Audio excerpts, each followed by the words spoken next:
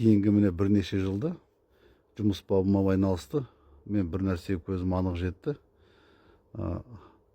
Мына қазақтың балалары әке-шешелерінің көзі кеткеннен кейін, қайтыс болғаннан кейін бірімен бірі ренжісе бастайды екен. Бірінші себеп дүние, боқ дүние, мұраға таласады екен. Әкесінен қалған үйі болатын болса, азын-аулақ байлық болатын болса, соған таласып, бірімен бірін көрместей жек көріп кетеді екен. Әсіресе қалалы жерде де бар. Енді кейін кезде ауылды жерде де шыға бастады. Оған бірінші себеп біз, ата-аналар, өлместе жүреміз, ертең өлеміз де қаламыз. Бәрімізге Алла Тағала айтты ғой, сен барлықтарыңа ажалдың дәмін татқызамыз деп. Сондықтан үлкен адамдар, балалары бар, міндетті түрде біз қашан қайтатынымыз белгісіз ғой. Сондықтан көзіміз тірі кезінде жазып кетуіміз керек. Міне мынаған көлігім мына балама, үйім мына балама деп бөліп кетуіміз керек. Бұрын бізде ондай болған жоқ. Ары ұятта мықты ұстайтын, халықтан ұят болады. Міне әке-шешесі өліп жатқанда таласып жатыр деп айтады деп. Болды, міне қара шаңыраққа кішкентайымыз ие болады.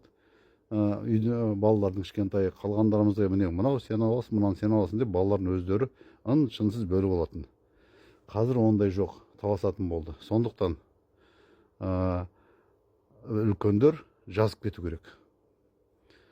Өсиет жазып кету керек. Сол туралы ойланып жүредім, мені есіме түсті. Мына оны енді Құдайдың құдіретіне қалай таңғалмайсың? Қасиетті Құранда оны да жазып кеткен ғой. 1400 жыл бұрын, күні бұрын Аллах Тағала жазып кеткен. Өсиет қалдырыңдар балаларыңа. Мұраны бөліп кеттіңдер деп. Бұрын ойлайтын оның қажеті қанша деп. Қажеті бар екен. Міне Алла Тағала өзінің шексіз ақылымен, шексіз құдіретімен, кемеңгерлігімен біліп отырған екен. Болашақта осылай балалардың осылай болатындарын, мұраға таласатынын анық айтып кеткен. Ұлға не беру керек, қызға не беру керек, қай балаға қанша беру керек, қандай үлес берілу керек, соған дейін жазып кеткен ғой. Сондықтан Алла Тағаланың ол бұйрық екен, Құранда бар екен, біз мұсылман екенбіз, ондай болатын болса біз жазып кетуіміз керек. Алла Тағала айтты ғой, барлықтарыңа өлімнің дәмін татқызам деп, ажалдың дәмін татасыңдар барлығың деп. Сондықтан өлместей болып жүреміз, ертең өлемізде қаламыз. Соны күні бұрын ойлап, жазып кету керек. Ертең балаларымыз тату тәтті болу үшін, мына боқ дүниеге таласпас үшін, міне мынаны мына болады, мынаны мына болады деп күні бұрын айтып қою керек екен.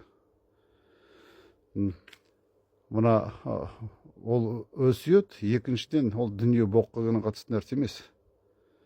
Оның рухани жағында өзіміз қосуымыз керек. Балаларымызға тірі кезімізде айтып жеткізе алмаған нәрсемізді қағазға түсіріп кету керек. Егер де олар ата-анасын сыйлайтын, аруағын құрметтейтін балалар болатын болса,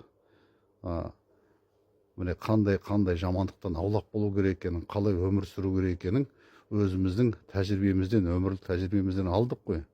Соның сөзімізді айтып кетуіміз керек.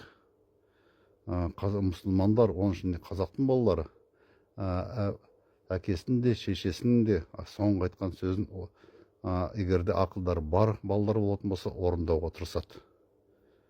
Тірі кезінде жүретіндей балалар әке-шешесінің, бірақ өлген аруағын сыйлай, жерге сөзін тастамайды. Сондықтан біз соңғы сөзімізді айтып кетуіміз керек. Барлығымыз өсиет қалдыруымыз керек. Болашақта үнемі солай болады. Бұрын бізде ата-бабаларымыз үнемі өсиет айтып, өсиет қалдырып отырған. Соны жалғастыру керек. Ол өте қажет нәрсе. Біріншіден балаларымыздың дұрыс өмір сүру үшін, тура жолын таймас үшін, екіншіден тату тәтті өмір сүру үшін өсиет қажет. Yani benim fikrim солай.